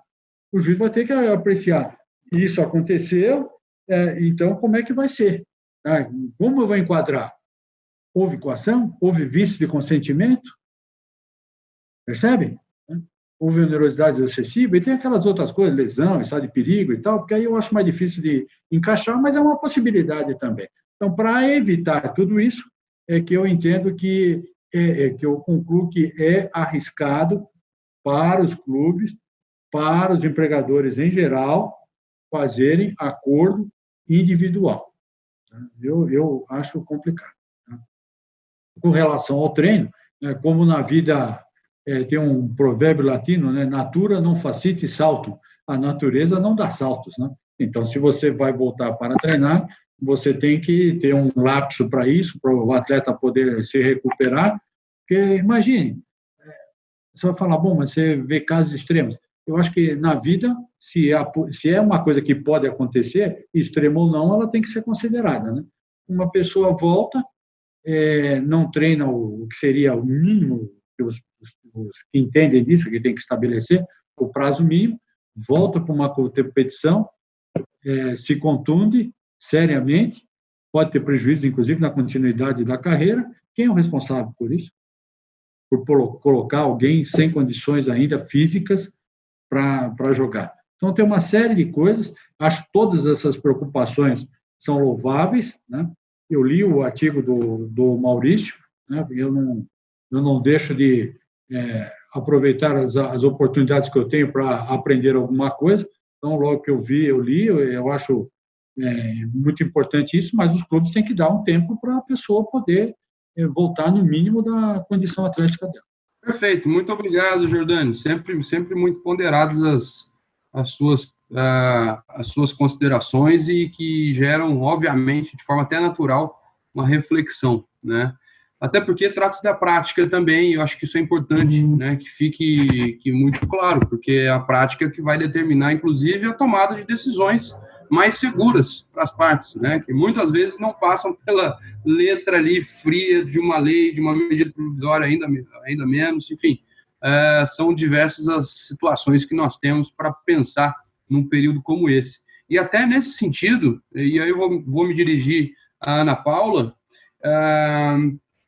fugindo aqui um pouco, né, na prática dessa discussão acerca da necessidade ou não da participação do sindicato, da aplicabilidade ou não da medida provisória, né, saindo um pouco desse conceito, seria a mediação pré-processual, né, entre o clube e o atleta, obviamente, uma medida interessante a ser tomada como fim de se obter aí uma segurança jurídica nessa questão, e já me antecipo para fazer um outro questionamento, Ana Paula, no seguinte sentido: os acordos já celebrados, né, vamos colocar aqui de forma individual, ou aqueles por meio de execução concentrada, né, na Justiça do Trabalho, esses elementos, essas questões podem ser repactuadas sob esse argumento da força maior, né, que o próprio Marcelo comentou no início, considerando principalmente a aplicação da CLT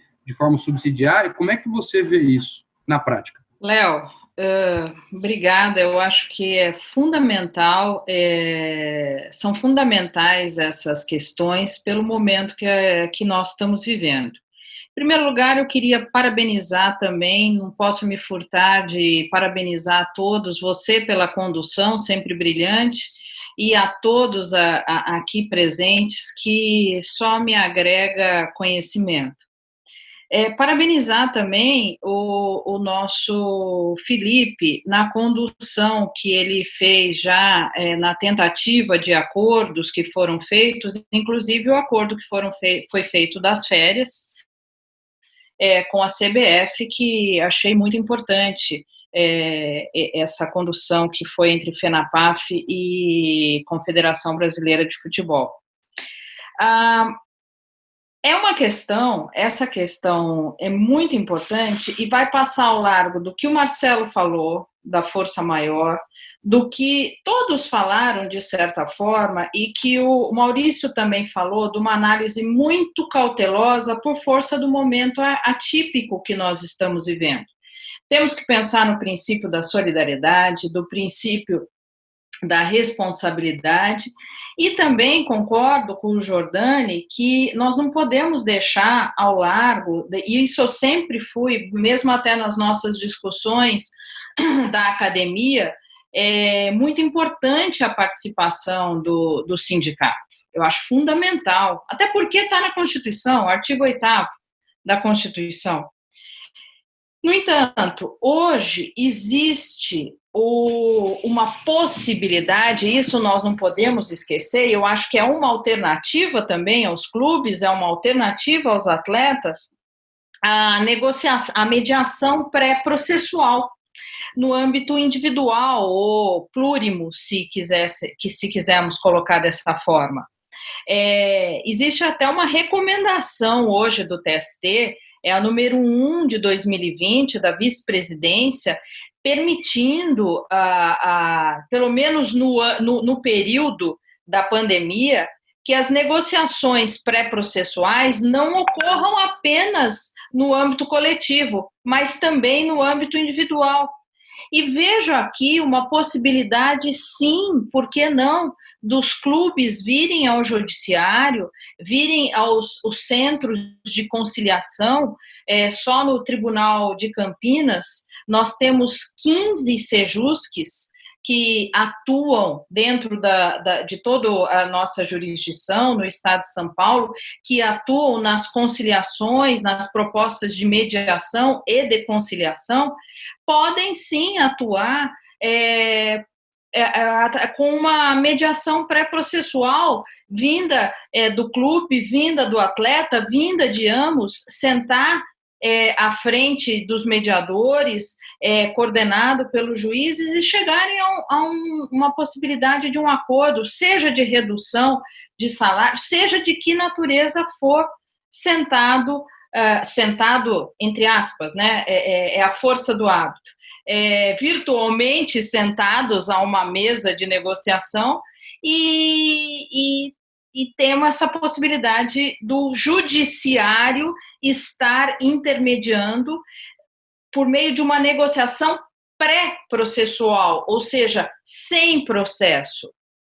Isso hoje é absolutamente possível. Há uma recomendação do TST recente, de 15 dias atrás, inclusive nós já temos realizado negociações pré-processuais, não no âmbito desportivo.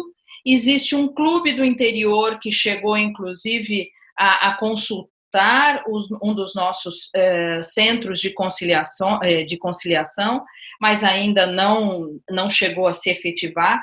Mas existe sim essa possibilidade de sentarmos e negociarmos. Por que não? Há uma alternativa, sim, e acho uma alternativa, aliás, muito propícia, não só para esse período, eu digo daqui para frente, mas também nesse período em que nós temos que pensar de uma forma absolutamente cautelosa e com maior responsabilidade.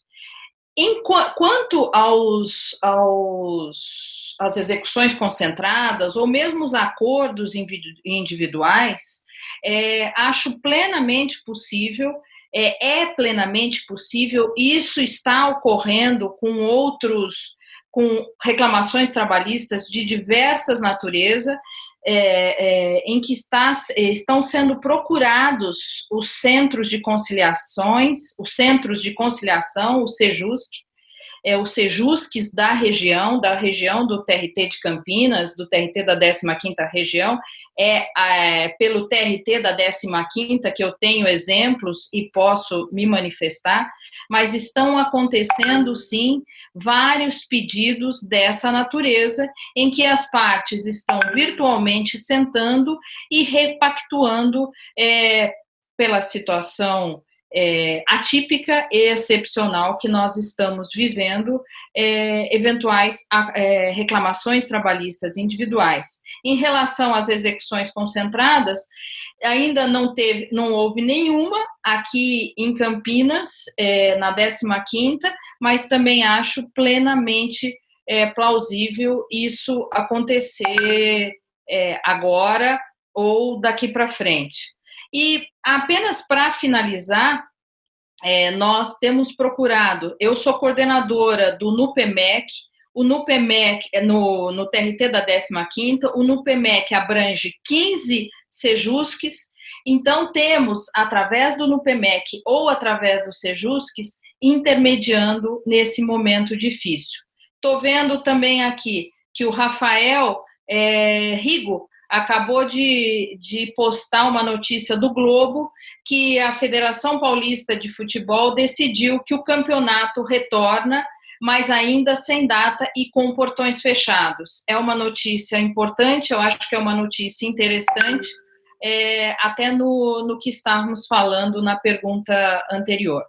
Espero que eu tenha colaborado um pouco com essas respostas para todos. Pouco não, colabora bastante, Ana Paula. Agradeço muito a sua participação. Partindo aqui para a gente finalizar, né, essa rodada e, eventualmente, até a própria atividade.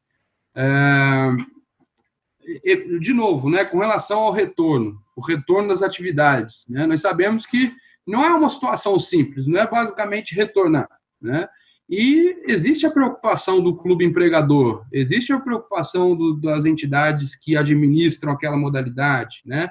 Simplesmente no intuito de se garantir a integridade física e a rigidez física dos atletas, né? Dos atletas, esses verdadeiros trabalhadores no desporto.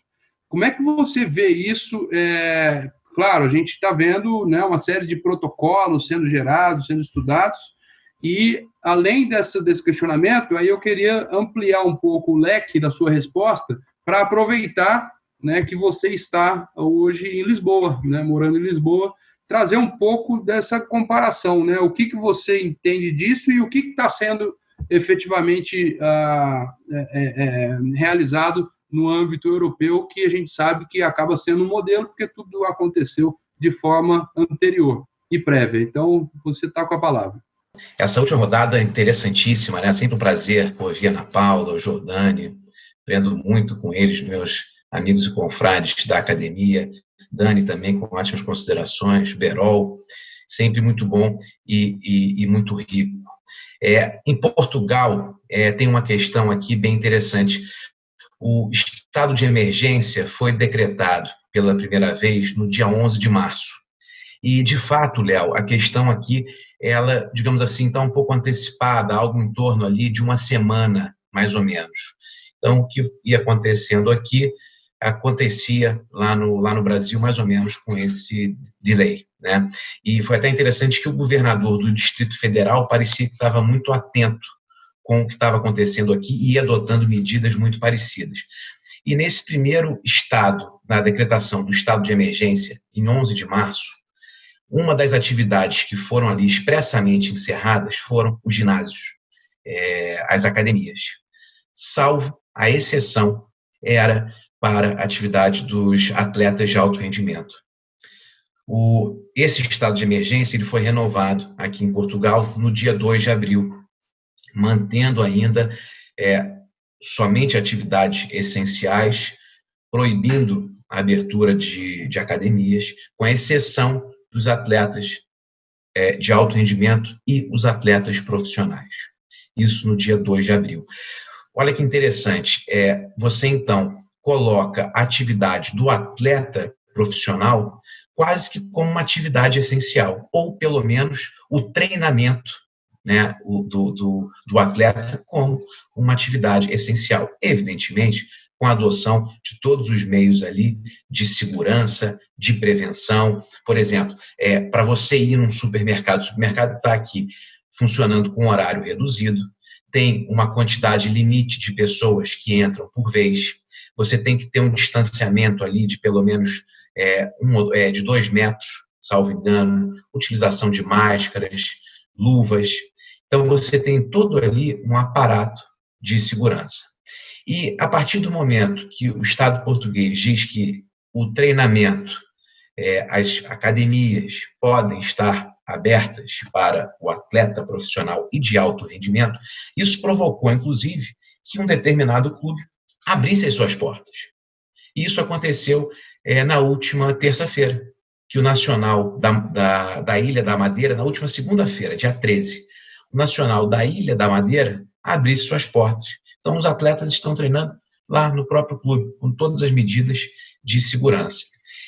Fiz um artigo bem polêmico, escrevi esse artigo no sábado de Aleluia, minha querida amiga Ana Paula citou, Jordani, grande amigo, também fez a menção aqui. Foi um artigo muito polêmico, né? E que eu tive ali o impulso de escrever esse artigo depois que eu li uma reportagem, cheguei até a mandar um e-mail para o Jorge Silvério, que é um psicólogo aqui de Portugal e que atua basicamente com atletas. E ele dizia ali basicamente que a grande maioria dos atletas não recebe salários milionários.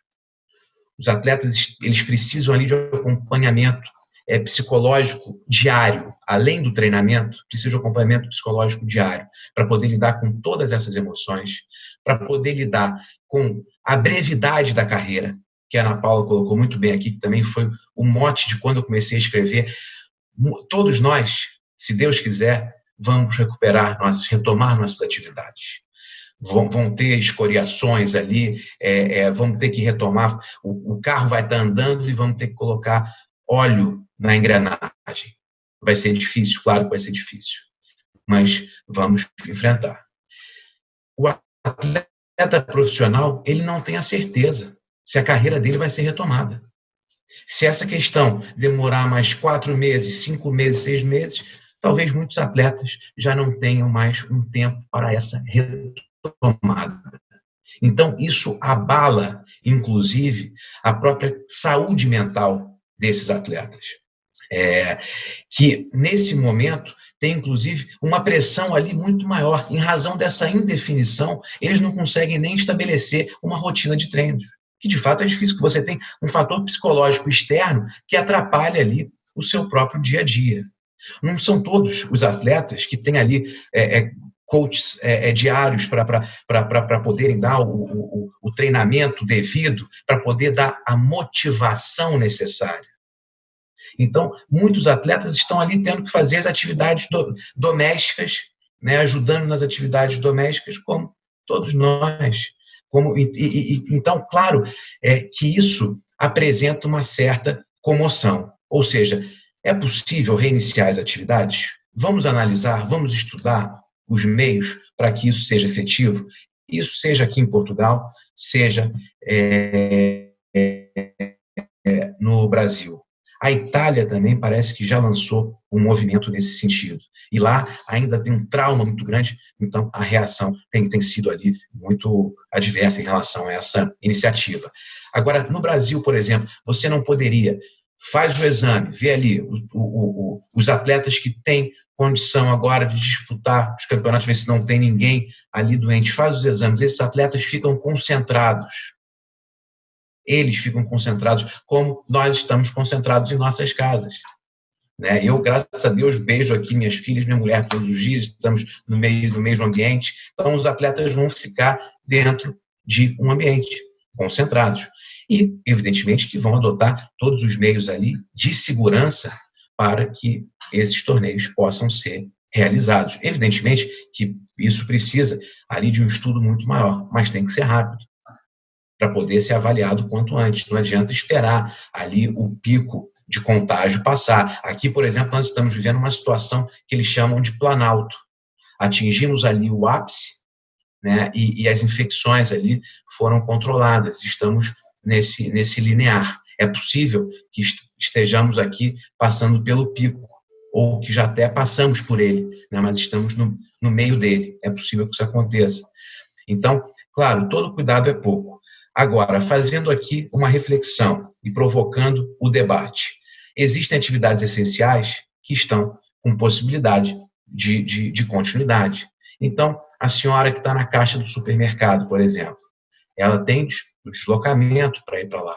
Ela vai adotar os meios necessários à sua prevenção, à sua saúde, sua rigidez. Por que o atleta também não pode passar por isso? Assim também como policial militar, não vou nem dizer o pessoal de saúde, porque aí é uma outra questão, eles estão no front, né? Mas quem trabalha em farmácia, por exemplo, quem trabalha nesses estabelecimentos, quem trabalha na cozinha dos restaurantes, os restaurantes estão entregando, as pessoas estão utilizando todos os meios de delivery, os motoboys estão funcionando, Uber Eats, aqui tem a Glovo que faz isso. Então, todos essas empresas de aplicativos estão com pessoas nas ruas. Então, não é possível também que o atleta vá dentro de condições de segurança também. Claro, os clubes devem estar preocupados, claro que devem. Porque se você comprovar ali o nexo causal, né, da doença com a atividade, você vai reconhecer uma estabilidade. Como é que você reconhece essa estabilidade, essa garantia de emprego para um atleta profissional? Tem um artigo do MP que diz isso, ao 29 ou 26. Né? E a partir do momento que você determina, olha, vamos voltar a jogar, o campeonato voltou. E se ele contrai, né, o vírus nesse meio tempo, enfim, mas é o mesmo risco ali que a pessoa que está no supermercado, ou que está lá na farmácia, que está na cozinha do restaurante, ela corre. Então, gostaria de trazer essa reflexão, essa polêmica, né? E principalmente porque estamos falando de uma atividade que muita gente, eu recebi muitas críticas dizendo, o clube pode esperar, né, para receber os seus valores, a questão é meramente comercial. Falei, talvez o clube possa esperar, alguns clubes sim, outros não. O Batatais lá de São Paulo, não sei se vai ter ali uma condição de esperar como muitos outros. Enfim, citei só, por exemplo, que o Berol já comentou aqui. Agora, e o atleta? Será que o atleta vai conseguir esperar? É uma atividade diferenciada. O contrato de trabalho, nós estamos aqui porque falando de contrato de trabalho de atleta, né? O contrato especial de trabalho desportivo é uma atividade diferenciada que, inclusive, tem uma lei própria, tem uma legislação específica. Então, é uma atividade que guarda ali uma série de especificidades. É uma atividade essencial? Olha, eu reputo que sim, é uma atividade essencial. E tanto é que mereceu uma atenção do governo português, por exemplo, liberando as academias para treinamento, no início, atleta de alto rendimento, depois também para os atletas profissionais. Então, é uma atividade que tem ali uma grande importância que merece essa atenção especial. Não é à toa que há uma lei própria de regência. Perfeito, Maurício, muito obrigado. Vou passar para o questionamento derradeiro aqui para a Dani. A gente está vendo aqui um monte de informação e argumento no sentido da possibilidade ou não, por exemplo, de redução, enfim, tudo que a gente está discutindo em termos de salário para direito de imagem, né? Então, assim, pode reduzir o direito de imagem porque não é salário. Seria exatamente esse o momento de se demonstrar que imagem não é salário? Essa é uma provocação que eu faço, né? Porque se imagem é salário, que é o que acontece na prática, em vista de eventuais fraudes perpetradas, porque o clube simplesmente não usa a imagem do atleta e contrata a imagem apenas para fins fiscais, esse é o momento de demonstrar, de repente, que não, olha só, tanto não é trabalho que a atividade está parada e eu estou utilizando a imagem do atleta para manutenção de programas de sócio-torcedor, venda de produtos online, etc. Enfim, uma série de situações que o clube poderia eventualmente explorar, né? Dentro desse contexto. E aí, como é que fica isso, né? Posso reduzir a imagem? Não posso? É salário? Não é? Dá uma palhinha nesse sentido para a gente. E aí já, se você puder emendar também, aí é uma consideração sua, uma reflexão sobre daqui em diante, né, do período pandêmico em diante, e aí em linha até com o que o Maurício comentou, né, dessas criatividades, né, as coisas que estão acontecendo para fim de remediar e mitigar um pouco os prejuízos causados pela pandemia, né, o mercado de trabalho, os contratos de trabalho, o que acontece nesse momento, né, dá um panorama legal e geral, né, na sua opinião, nesse sentido também. Essa questão do direito da natureza, né, do pagamento do direito de imagem já se alonga há muitos anos e muito recentemente, em virtude da definição jurisprudencial do que muito se entende a respeito do direito, porque a questão não é o direito de imagem, né? Eu acho que é importante fazer essa diferenciação antes.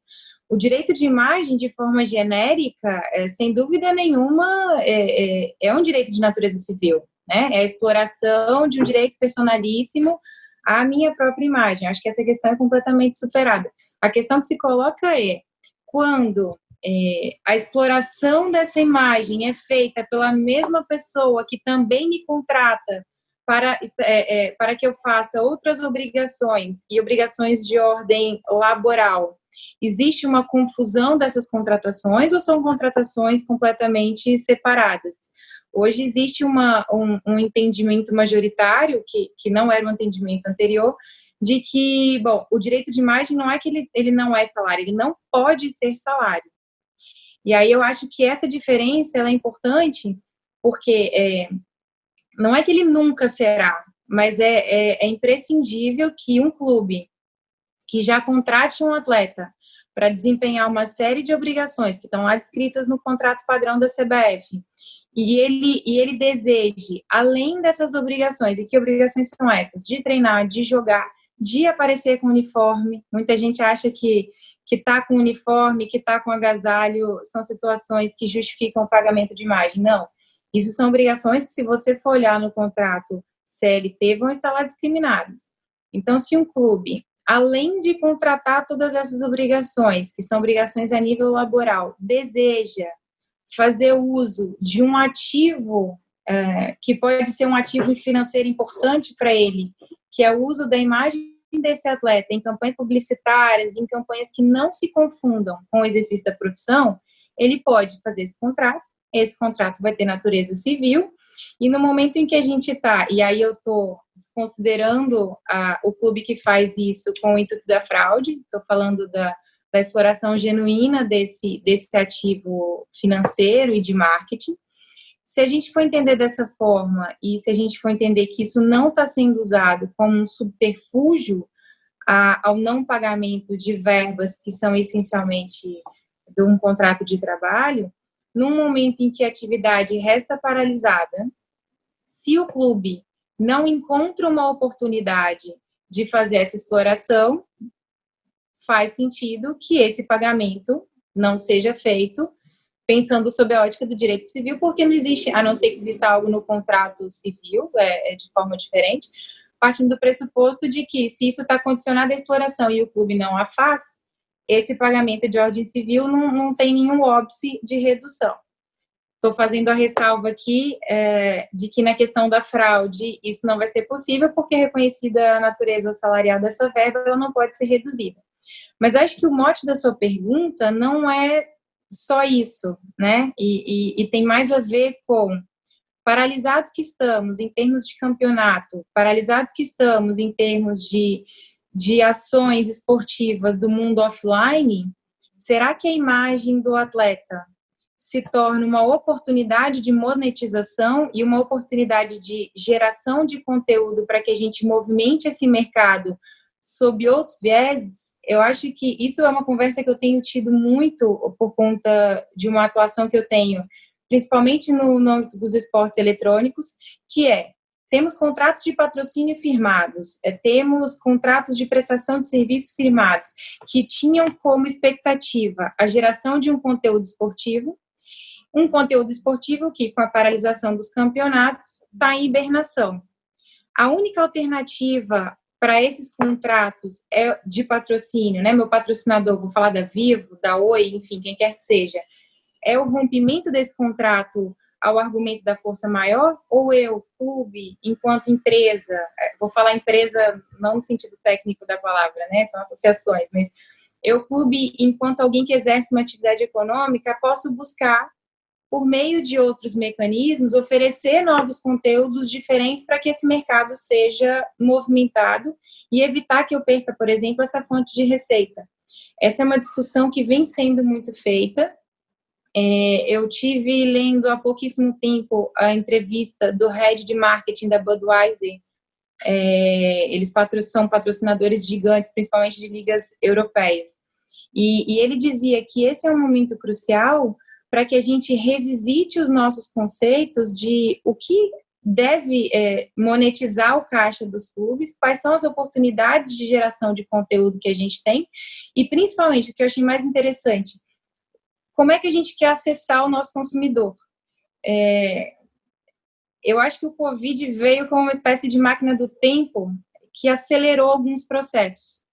E um desses processos é essa transformação digital e essa associação do offline com o online pela qual o esporte já vinha passando. Isso por conta da própria natureza, principalmente no Brasil e em alguns outros lugares, associativa de várias entidades, caminhava a passos lentos.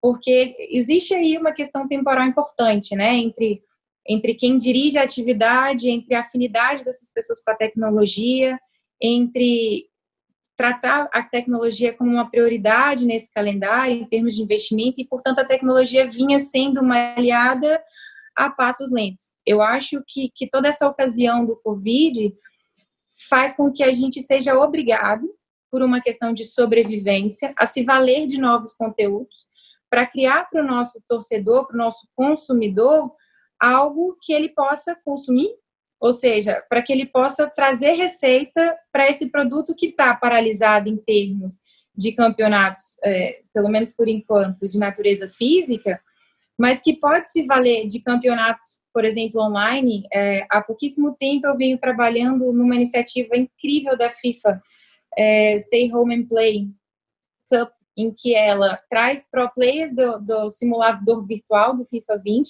para disputar uma Copa do Mundo, organizada pela FIFA, online, e traz atletas do futebol tradicional de enorme repercussão para que façam duplas com esses atletas pro players e disputem esses campeonatos.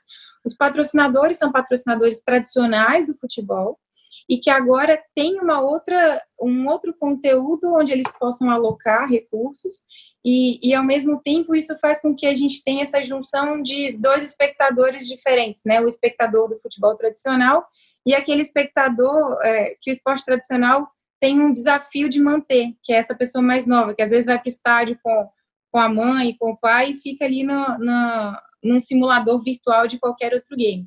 Então, eu acho que o futebol tradicional e o esporte tradicional tem nessa solução tecnológica, e aí o direito de imagem do atleta é só um, né? Ele vai ser usado para que ele figure no game ou para que ele faça uma série de ações. Ele é uma das possibilidades, mas o próprio esporte eletrônico tem se colocado como uma alternativa para preencher esse calendário e para evitar que a gente tenha uma fuga de receitas muito importante dentro do ambiente esportivo.